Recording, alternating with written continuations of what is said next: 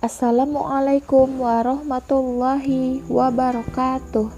Apa kabar anak solih dan solihah? Semoga kita semua selalu dalam lindungan Allah Subhanahu wa Ta'ala dan selalu dalam keadaan sehat walafiat. Amin. Ustazah akan menceritakan tentang sahabat Nabi. Salah satu sahabat Nabi, pemuda yang memiliki 2 buah potong kain, yakni Abdullah Dzulbajadain.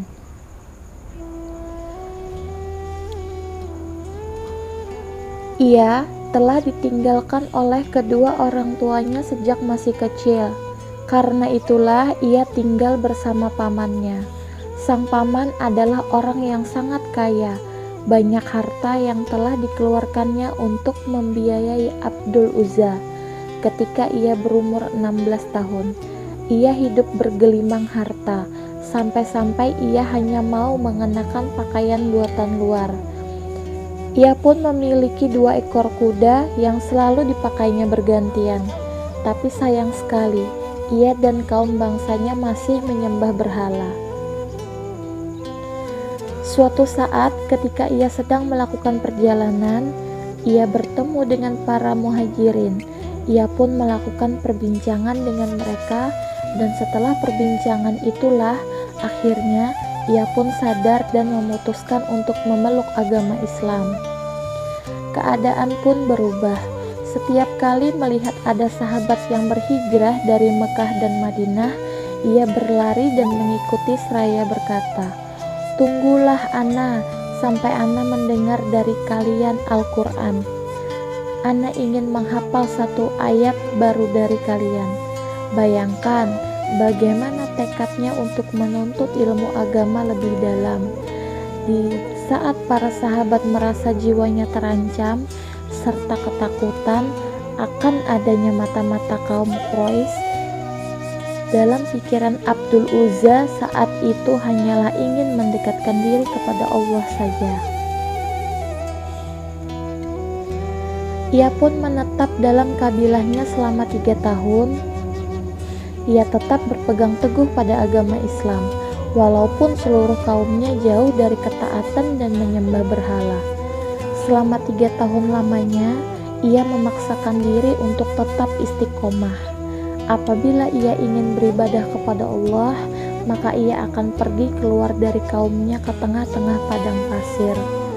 Selama ini, ia menyembunyikan keislamannya dari hadapan orang-orang. Setiap kali ia pergi menemui pamannya seraya berkata, "Wahai pamanku, aku mendengar bahwa ada seorang lelaki bernama Muhammad yang berkata ini dan itu." Kemudian ia pun membacakan ayat-ayat Al-Quran di hadapan sang paman. Namun pamannya malah mencercanya habis-habisan. Selama 3 tahun itu, ia mengalami masa yang berat. Akhirnya, kesabaran pun sampai pada puncaknya. Ia pun menemui pamannya dan berkata, "Wahai paman, aku lebih memilih Rasulullah SAW daripada engkau. Aku tidak dapat berpisah dengannya. Aku memberitahumu bahwa tiada Tuhan selain Allah dan Muhammad adalah utusannya. Aku berhijrah kepadanya. Jika engkau mau pergi bersamaku, aku akan menjadi orang yang paling bahagia." Lalu pamannya pun menjawab, "Jika kau mengabaikan semua selain Islam, maka aku akan mengharamkan semua yang menjadi milikmu." Ia menjawab, "Wahai paman, berbuatlah sesukamu, karena aku lebih memilih Allah dan Rasul-Nya." Pamannya pun melakukan hal yang tidak dapat dipercaya. "Kalau kau tetap memaksa, maka aku akan mengharamkanmu hingga baju yang melekat di badanmu itu." Pamannya pun berdiri dan menghitung bajunya. Abdul Uzza pun hampir seperti orang yang tidak memiliki pakaian sama sekali. Ia pun tetap keluar dengan kondisi seperti itu. Saat keluar, ia menemukan selembar kain wol dan membagi menjadi 2 bagian, lalu memakainya seperti kain ihram. Ia pun kemudian berhijrah dan menemui Rasulullah untuk pertama kalinya.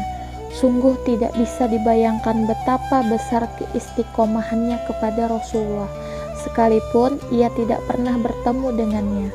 Rasulullah pun bertanya, "Siapakah engkau?" "Ana adalah Abdul Uzza." Rasulullah pun kembali bertanya, "Mengapa engkau berpakaian seperti ini?" Ia menjawab, "Pamanku telah berbuat ini kepadaku.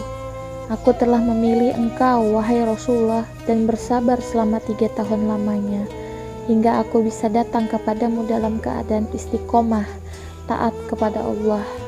"Benarkah kau telah melakukan itu?" kata Rasulullah. "Benar, wahai Rasulullah. Mulai hari ini engkau bukanlah Abdul Uzza, engkau adalah Abdullah Zul Bajadain.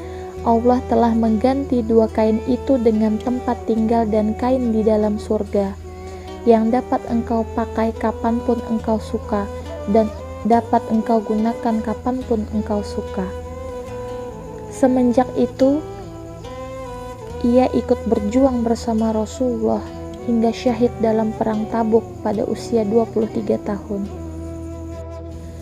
Ibnu Mas'ud menceritakan dari di mana Abdul Uzza wafat. Ia berkata, "Aku tidur dalam cuaca yang sangat dingin dan dalam keadaan takut akan pekatnya malam. Aku mendengar suara orang yang menggali tanah dan menjadi heran dibuatnya.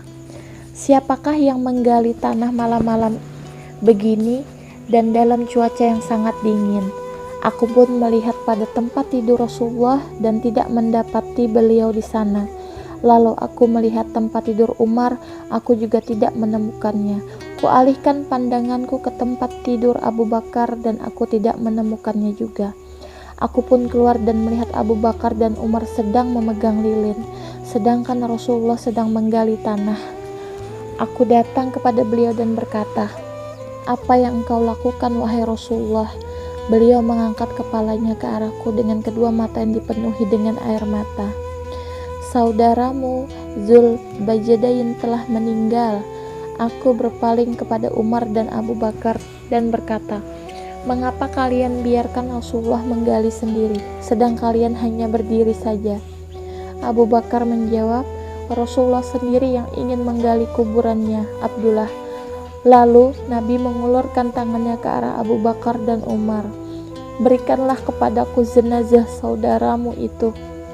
Lalu Nabi berkata, 'Hantarkanlah kepergian saudaramu dengan doa, karena sesungguhnya ia telah mencintai Allah dan Rasul-Nya.' Rasulullah pun meletakkan jasad itu ke dalam kubur dengan kedua tangannya sendiri. Air mata beliau pun jatuh membasahi kain kafan Abdullah Zul Bajadain. Beliau lalu mengangkat tangannya ke arah langit sambil berdoa, 'Ya Allah, aku bersaksi kepada Engkau bahwa aku telah meridai Zul Bajadain, maka ridailah ia.'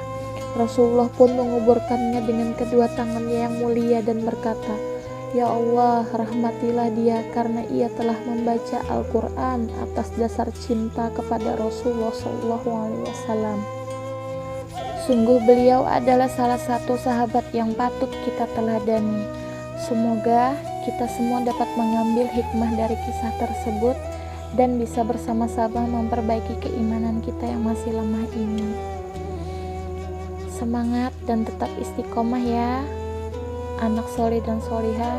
Semoga Allah selalu menguatkan iman kita dimanapun, kapanpun, dan sampai kapanpun. Amin.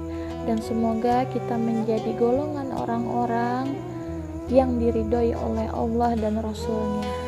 Amin ya Rabbal Alamin. Mungkin ini yang Ustazah sampaikan. Salah dan khilaf Ustazah mohon maaf. Ustazah akhiri. Wassalamualaikum warahmatullahi wabarakatuh.